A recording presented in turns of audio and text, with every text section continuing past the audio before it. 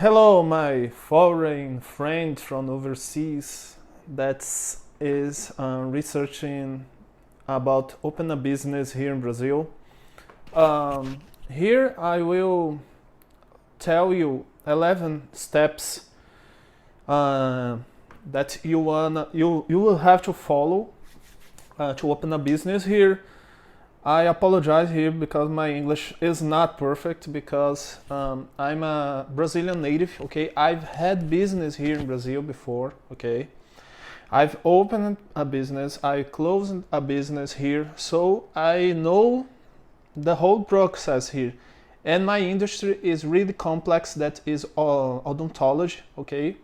So we have extra bureaucracies and documents that are far beyond simple business that require a little bit less documents. So we have all the regular documents and extra documents. So I will pass here for all the bureaucracy and steps you have to follow to open a business legally here in Brazil. Okay, so let's go. Okay, the first step here, I wrote it down, is define the type of business and economic activity. Okay, the first step. And because you have different categories of business here, you have MEI, that is the MEI, that is made for very, very small business with the income, let me say something in 2023 around $10,000 per year, okay? That is as low as the MEI have. This is a program made for small entrepreneurs like that work by themselves, like selling popcorn in the street, something like this, or selling clothes in the streets. And the benefits is that you doesn't have to pay taxes in the income. Okay, you doesn't have to pay tax. That's the benefit. If you want a normal business with a huge, not huge, but a bigger income, you have to open normal companies like Eireli, that is EIRELE, Eireli. It's one of the kind of business based in the amount of income you have in your business. As long as you grow your income in your business, you will changing the model of the business. And what changes is basically the taxes. As long as you grow your business, you will pay more taxes. Okay? If you have a smaller business, you pay less tax. So that is the model, the type of business basically. The second step is drafting the social contract or entrepreneur's request, that in Portuguese we call contrato social. Contrato social or social contract is a kind of document. You go to an accountant, he wrote it down for you, that in this contract you have, if you have partnerships, it will, let me say, establish the percentage of each partner, okay, in your business. It will establish the social, let me say like this, the amount you are investing in the business, okay, it's in this contract too, and everything how your company is structuring, how your partners will be paid, let me say like this, everything is in this contract, is the social contract. The number 3 is registration at the commercial board, okay? In Portuguese is junta comercial. Each city in Brazil has this commercial board, it's junta comercial. Your accountant will take this document, the social contract, and he will register at the commercial board. Okay, and you pay a small fee for that. Obviously, you pay the accountant too. Okay, you need accountant to do all the process, and they normally are not cheap. I'm talking about reals. Okay, obviously, if you make money in dollars, your money can go a lot farther away. Okay, so it will not be so expensive for you. Okay, the next step is obtaining a CNPJ, the National Register of Legal Entities. In Portuguese, it's the CNPJ. CNPJ is like a social security number for your company. Okay, here we have for physical person the CPF. For the companies, you have the CNPJ. With this number, you do everything that, let me say, a physical person can do. Taking loans, paying taxes, everything basically, buying things here in Brazil, buying cars, buying equipment, everything a physical person can do, a CNPJ can do. Okay, and it is valid for all the federation. The fifth step is state and municipal registration. Okay, that in Portuguese is inscrição estadual or municipal. Okay, you will register. Not all the business need this national, this state or municipal registration. Not all the business. Okay, my business doesn't need it. It will. This registration is for paying taxes, because you pay taxes for the city and for the state. Okay, they need to charge you these taxes too. Okay, you pay 3 taxes basically. You pay federal taxes, you pay state taxes, and you pay municipal taxes. Okay, my business doesn't pay this, let me say, estadual taxes, state taxes, because my tax model is everything together in a simple tax. Okay, let me say like this. And my niche, odontology, doesn't pay estadual taxes because the other taxes are too high. Okay, and they like compensate it.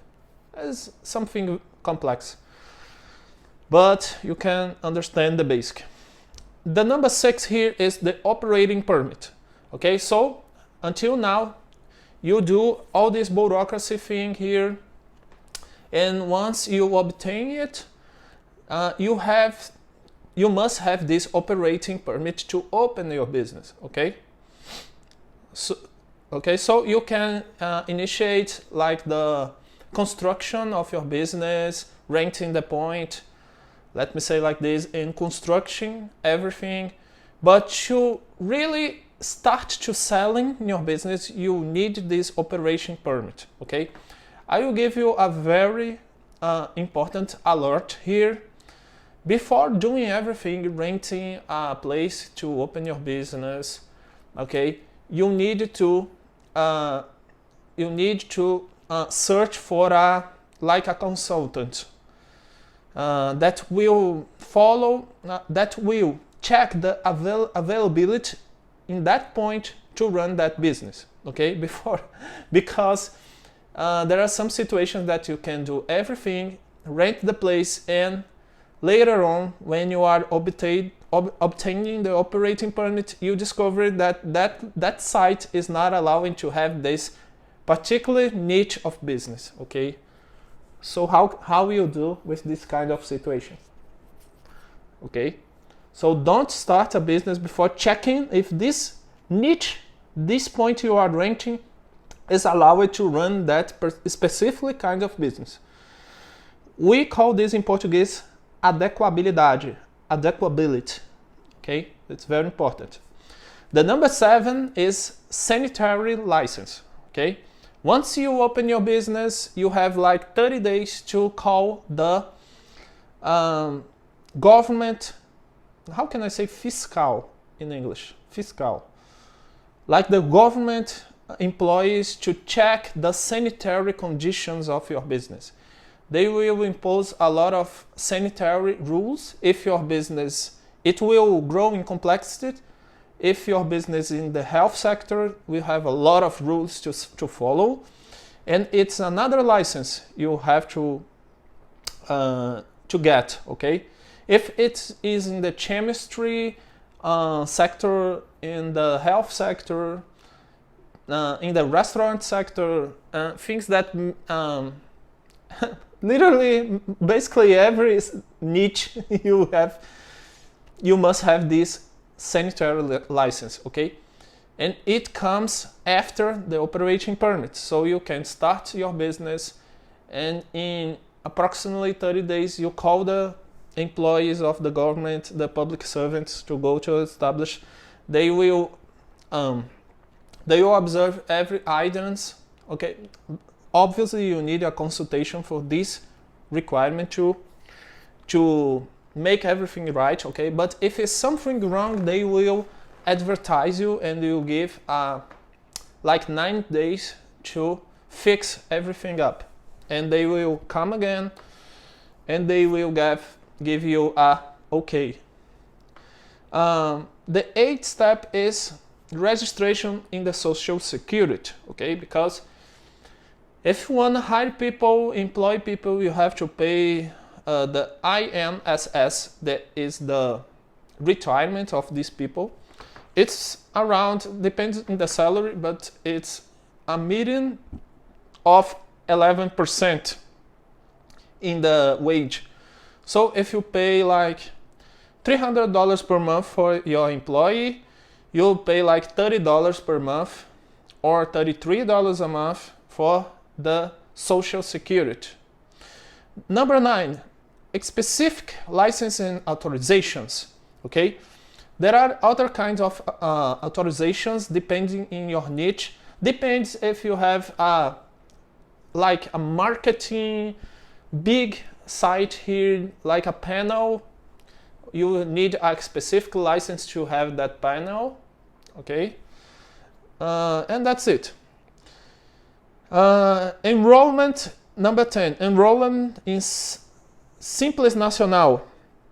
Okay, Simples Nacional is a basic taxation module that will put your business inside that will facilitate the tax charge. Because there are 3 basic tax systems. You can go to the Simples Nacional, there is the lucro presumido and the real profit, lucro real, okay?